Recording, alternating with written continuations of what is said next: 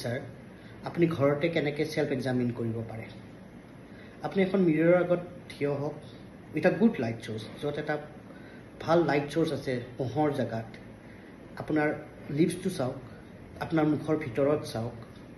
look for any চ'ৰ কিবা ঘাঁ আছে নেকি কিবা লাম্প আছে নেকি কিবা ৰেড পেচেছ আছে নেকি কিবা হোৱাইট পেচেছ আছে নেকি আপুনি জিভাখন চাওক জিভাৰ ওপৰত চাওক তলত চাওক ছাইডত চাওক ৰুফ অফ দ্য মাউথ তালুখনো পোহৰত ভালকৈ চাওক লুক এই নেকৰ ছাইডকেইটা চাওক আণ্ডাৰ দ্য জ কিবা লাম্প আছে নেকি লাম্প মানে এনেকুৱা ফুলি আছে নেকি কিবা চুৱেলিং আছে নেকি পেইন আছে নেকি and if you notice anything এনেকুৱা ধৰণৰ কিবা আনইউজুৱেল থিং যদি দেখা পায় আৰু যিটো 14 দিনতকৈ বেছি দিন